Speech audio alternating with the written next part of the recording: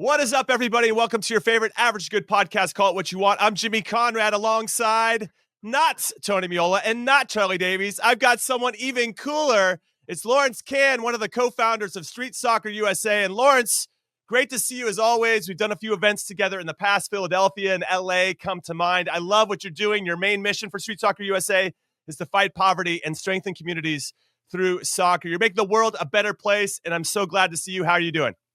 I'm doing great. It's great to be with you, and thank you for always bringing the energy and participating with us over the years. It's been a long time. We've It been building has. street It has soccer.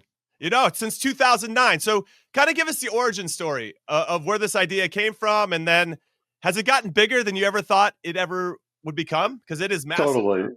totally. So, I mean, the origin story is like personal, and it's like way outgrown that. But when Rob, my brother, and I were kids, our house burned down, and we were big soccer players. We lost everything, but we moved in with our grandparents. Our soccer community surrounded us, and it was just this incredible experience of like the power of community and the power of soccer. Because soccer kept things normal for us, and we went on and played Division I soccer. You know, it's a huge part of our lives. But that kind of like message of support and a support system, what that meant to us, that's the animating spirit of street soccer. And then you look at the soccer landscape and you see 11 million kids living at the poverty line or below in the United States, and sports and soccer is like an awesome tool.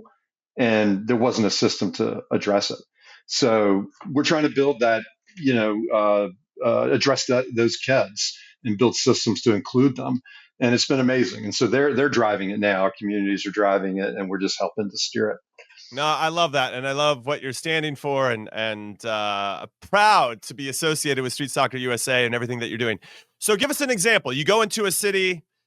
I don't know which one you're working on currently, and you establish a relationship with the community. You identify a place to build a field, and then what happens? Like Yeah, where so we set a bit.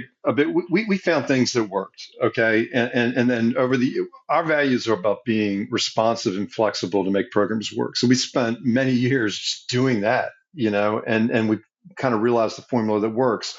So we set a big vision to build these hubs of soccer. We call them street soccer parks in high need communities across the country. So we're building 26 for 2026. I That's the love that. beginning, but that's like an infrastructure for change. So at these street soccer parks, which are beautiful and transformative, and like they really are, we one of the early ones we built is in the Bronx, in the South Bronx, at Community School 55, and the principal there, Luis Torres, calls it his soccer stadium because that's what it looks and feels like. It's got lights. We play 800 kids. It's an 800 kid elementary school. The community plays in the evenings, and we have a learning center, which is a converted shipping container clubhouse right next to the field. So that's where we do coaching training, professional development help, homework help, and have team meetings, et cetera. So that kind of package is what we call a street soccer park, and we're building them as hubs. So we just opened one in Manhattan and East Harlem. We're getting ready to open in Nashville and Kansas City, and another one in Brooklyn. And we're working with all of the host cities. So and we're opening two a week between now and the beginning of the World Cup. So it's massive. And these are, like I said, they're like the home bases, the home fields of the program. So we find these locations in a thoughtful way because we're living with them and operating them, and then we're building leagues through partnerships with schools to like broadly engage the community, and then kids can matriculate in our community clubs, which is like a soccer club, but it's based locally, like walking distance. And and then we have these big cups that you participated in, or kind of animating aspirational drivers. So we're building. We just hosted the Times Square Cup a couple of weeks ago. Each city will have a big, massive tournament that creates a system that's inclusive and targeted, for our kids, and it works. I could talk to you about this all day. I absolutely love what you guys are doing, and so do a lot of other people. You have won the Sport Humanitarian Award from ESPN, the NYU Sport and Business Society's Philanthropy Award. It's incredible work and a lot of thankless work, I'm sure. But one of the things that I wanted to talk about, it's all free to play for the kids. There's no. That's right. That's right. No, it's 100%. I mean, someone has to pay, right? So we have to raise money, or we partner with school districts, and we have a number of ways that we pay our coaches. I mean, one of the things we're most proud of is that we'll spend almost $2 million this year on coaches And these are people from our neighborhoods, increasingly from our programs. So we train. So we see ourselves also as like a workforce development organization, Right. people power. So we're actually putting money in the pockets of our kids. Are getting skills they're learning, and there's a ton of examples in going on to school or to the workforce. So yeah, our policy is totally free. So kids do not play. We run adult tournaments where we'll charge and have teams that enter, but kids never pay, and we I want to love make the that. sport free. Okay, so 26 for 2026. I'm sure that felt like it rolled off the tongue really well. I mean, where did you feel like you'd actually meet that goal, or just an ambitious goal? And where are you in that journey? Yeah, no, it seemed like a big, hairy, audacious goal. And like, we know the difficulty of working with cities, and this is all on different versions of public land, whether it's a school or a park or a housing development. And we knew how to do it. We were confident, but it seemed super ambitious. And my goal was maybe we would get them funded by the time the World Cup started, would be like a real push. But the reality is we were able to partner with Visa, who's one of the biggest, if not the biggest sponsor of soccer in the world. And they really bought into the concept because of the community impact and our track record. And they brought in Bank of America. We've brought in Uniglow is sponsoring a field. So it's an ambitious $26 million campaign, to build the parks and do programming, because our whole value prop and fields, we were never interested in building fields, to be honest. Jimmy will play anywhere.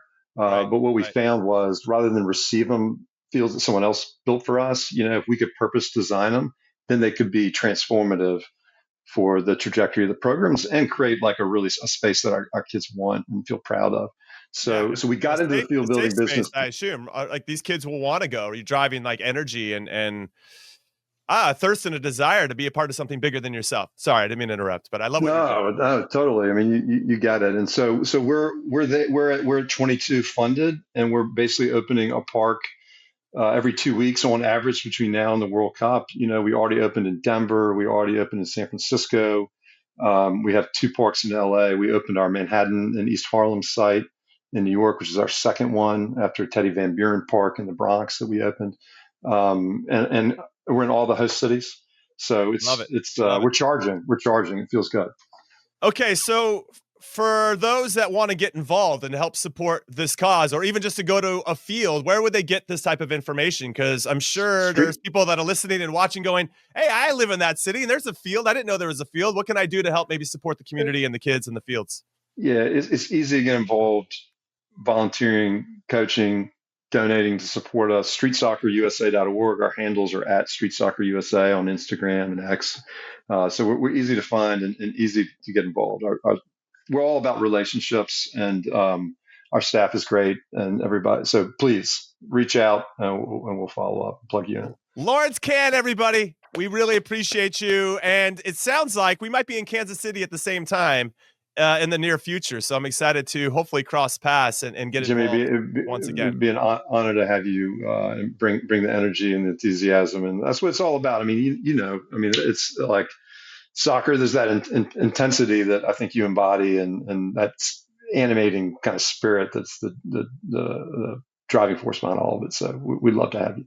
Lawrence Cann, not only co-founder of Street Soccer USA, also my new publicist. Thank you so much for the kind words, Lawrence, and congratulations on all the success and continued success in the future. Thank you.